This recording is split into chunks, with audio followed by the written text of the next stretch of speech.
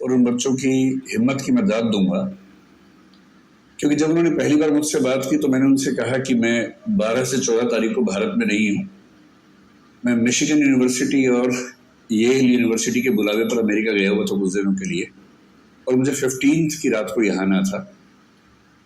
लेकिन वो बच्चे मुझसे मिलने आए, आधा एक घंटा उन्होंने अपने मार्केटिंग और उससे सारा ज्ञान मेरे ऊपर इस तरह से प्रयोग किया। तो सुनना चाहते हैं तो उनका भाव था कि बस आप आ जाइए। तो मैंने कहा फिर भी आप मुझसे क्या चाहते हैं, मैं क्या बोलूं? बोले आप जो टॉपिक चाहे बोल दीजिए। तो मैंने एक टॉपिक उनको भेजा कुछ, तो फिर उन्होंने 5 भेजे, जिसका भाव ये था कि आप जो बोलना चाह रहे हैं वो तो ठीक नहीं है, इनमें से कोई देख लीजिए। वो बड़े अच्छे टॉपिक्स थे और 5 टॉपिक्स बड़े अच्छे थे, जिसमें से एक था पर्पस ड्रिवन एंटरप्रेन्योरशिप, एक था role of ethics in business, एक था role of philosophy in business, एक था stoicism, the importance of stoicism in business. ऐसे करते करते कुछ चीज़ें बताई और बताया कि क्योंकि ये बिजनेस कॉन्क्लेव है तो हम ये ज़रूर चाहेंगे कि थोड़ा सा पर्सपेक्टिव इकोनॉमिक्स पर, बिजनेस पर, इन चीज़ों पर आपका रहे। तो वो टॉपिक्स इतने प्यारे थे और एक डाइवर्सिटी इंक्लूजन पर था, और आज 14 अप्रैल का दिन डॉक्टर अम्बेडकर का जन्मदिन भी है, तो डाइवर्सिटी इंक्लूजन की बात आज के दिन करना तो वैसे ही बड़ा मानीखेज है, मीनिंगफुल है। लेकिन मुझे इस बात का अंदाजा था कि जब हम फेस्टिवल के मूड में होते, जैसे अभी आप लोग हैं, बिजनेस कॉन्क्लेव है, सुबह से आप कई स्पीकर से सुन रहे हैं, और अभी आखिरी सेशन में ये भी होता है कि छूटे तो भागें, छुट्टी का टाइम होने वाला है। स्कूल में जैसे होता था ना कि जैसी टन टन टन बजता था वैसे ही लोग बैग उठा के भागते थे। आपने बैग अपने पैक कर लिए होंगे, उसमें बुक्स और बोतल पैक कर ली होगी, तो अब आप इस मूड में होंगे कि जल्दी खत्म हो तो मामला निपटे। आप लोग श्रीराम कॉलेज ऑफ कॉमर्स में पढ़ते हैं, तो मेरे ख्याल से आपके सामने, क्योंकि देश का सबसे अच्छा कॉलेज कॉमर्स का माना ही जाता है, और माना ही किया जाता है ही, ऐसे थोड़ा माना जाता होगा। मतलब मेरी समझ ये है कि कोई ब्रांडिंग ऐसे ही नहीं हो जाती है। अगर किसी कॉलेज या किसी व्यक्ति की साख है तो वो साख न तो रातों रात बनती है, न हवा में बनती है, और अगर वो लॉन्ग सस्टेन क्रेडिबिलिटी है तो उसका मतलब है कि उसमें कुछ तो बात होगी ही, तभी उसकी क्रेडिबिलिटी उस तरह की है। तो मैं जब देखता हूँ आजकल के बच्चों को, नई पीढ़ी को, और मैं उनके जब डायलेमास को समझने की कोशिश करता हूँ, तो मैंने पाया कि उनके सामने सबसे बड़ा डायलेमा ये होता है, स्पेशली उनके दिमाग में जो कॉमर्स या मैनेजमेंट की दुनिया से हैं, जैसे कि आप हैं, कि हम बड़े होने के बाद क्या करें।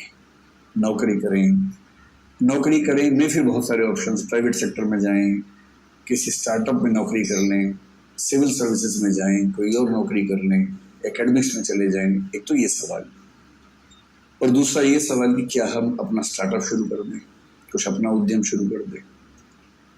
और मैं देख रहा हूं कि आजकल की पीढ़ी को एक शब्द बड़ा अच्छा मिल गया, स्टार्टअप। हमारी पीढ़ी ने भी स्टार्टअप किए। मुझे 2 साल पहले ही पता लगा कि जो मैं कर रहा हूं कई साल से वो स्टार्टअप ही होता है, वरना मैं 2 साल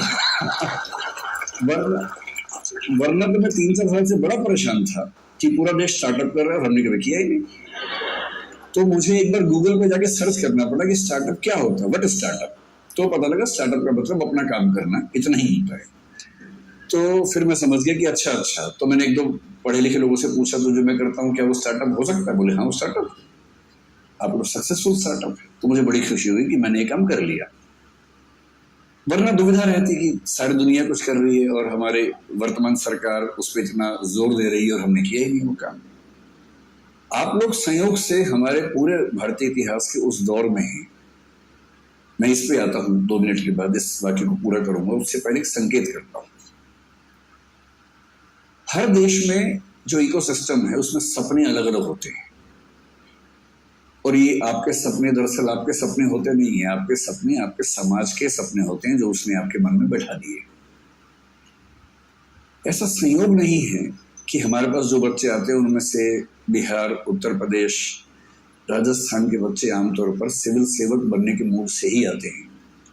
और यदि मैं उनसे कहूँ कि कभी अपना स्टार्टअप सोच के देखो, तो उनके चेहरे पर ऐसा भाव आता है कि मैं क्या सोच रहा था और आप मुझे किस लायक समझ रहे हैं।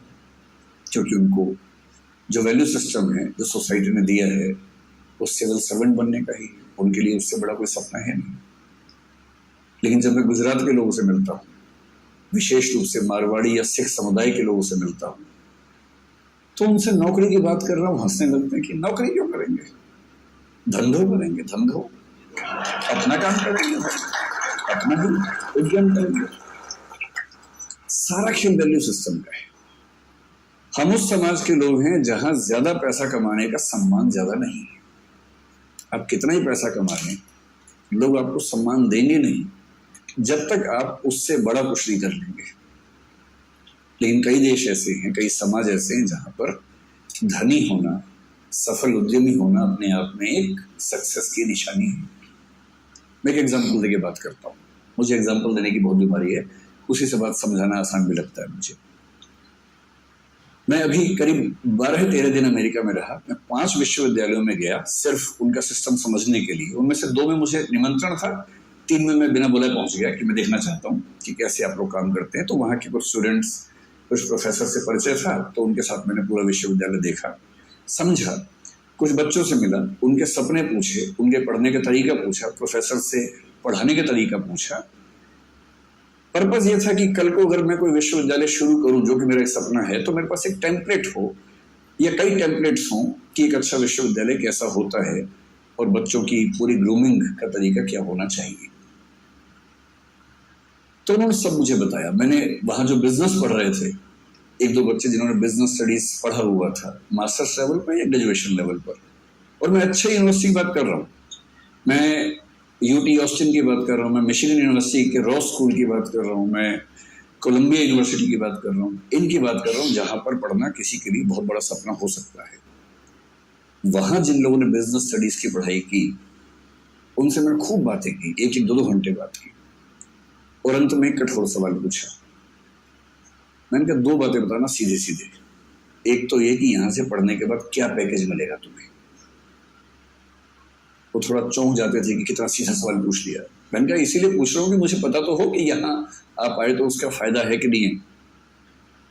तो उनमें से कुछ ने, मैं स्पेसिफिक नहीं होऊंगा क्योंकि उनकी प्राइवेसी का मामला भी है, 1-2 लोग जो मास्टर्स में काफी अच्छे लेवल पर थे, पूरी स्कॉलरशिप पे गए हुए थे, उन्होंने बताया कि सर हमने जो यहाँ खर्च किया है, मतलब जो बिना फेलोशिप वाले लोग खर्च करते हैं, वो करीब भारतीय करेंसी में 1.5 से 2 करोड़ रुपए के बीच खर्चा हो जाता है 2 साल की पढ़ाई करने का।